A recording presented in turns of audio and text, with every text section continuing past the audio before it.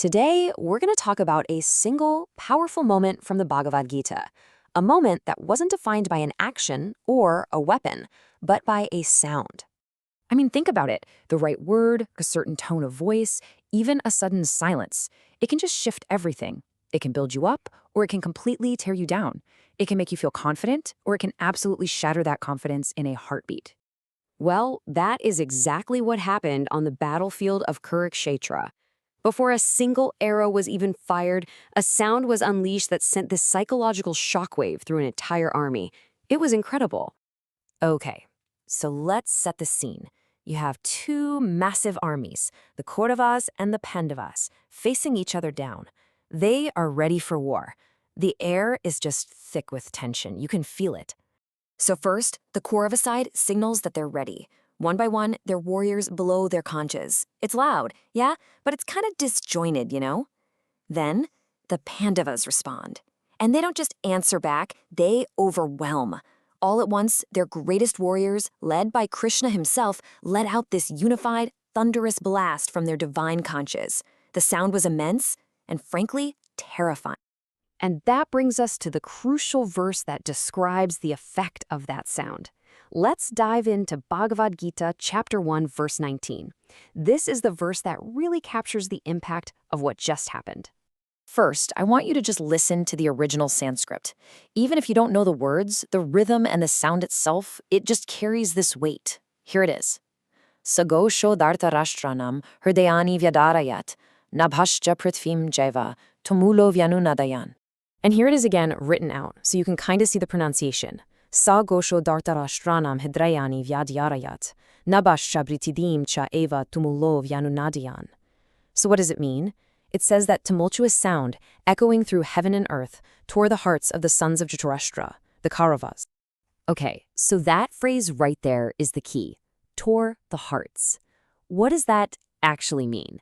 Because this isn't about some kind of physical weapon. No, this is the first real shot fired in a psychological war. The key phrase in Sanskrit is hṛdayāni vyadārayat. Now, hṛdayāni means hearts, but vyadārayat is a really fascinating word. It doesn't just mean it tore. It's what's called a causative verb, which means it caused the hearts to be torn. The sound itself was the agent, the thing that did the shattering. So you see, the verse isn't describing something physical. It's this incredibly powerful metaphor for a complete inner collapse. That sound shattered their morale. The confidence they tried to show off just moments before, gone. It was replaced by doubt and maybe even a little bit of fear. So why? Why was this sound so effective? Why did it have such a devastating impact on them? I mean, it's not just about being loud. The answer is in what that sound really represented. The great philosopher Śaṅkarācārya gives us this profound insight. He explains his core principle. When dharma or righteousness stands united and confident, adharma or unrighteousness just trembles. It doesn't even need to be attacked. Its own shaky foundation just crumbles in the presence of unified truth. And that is a brilliant way to understand what happened. The Pandavas' unified blast wasn't just noise. It was the sound of Dharma itself. It was the audible proof that they were all standing together, totally firm in their cause. And when the Kauravas heard that unity, that collective resolve, that's what tore their hearts. Because deep down, it just exposed all the cracks and the moral uncertainty on their own side. You know, this isn't just some dusty, ancient battlefield principle. It's a timeless dynamic.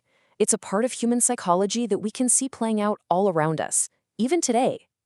Seriously, think about it. You've seen this in a classroom when one clear, well-reasoned argument completely deflates a popular but totally false idea.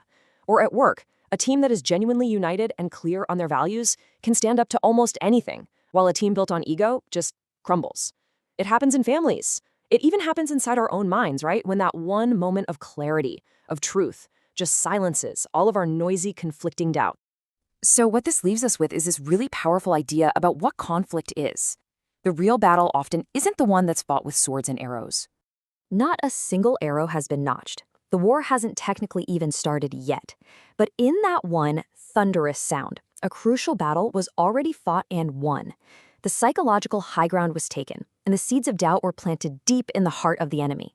And this all sets the stage perfectly for what comes next. Now that this first psychological blow has been struck, our focus shifts to the hero, Arjuna. So join us next time as we explore verse 1.20, where he finally makes his move. Thanks for joining this explainer.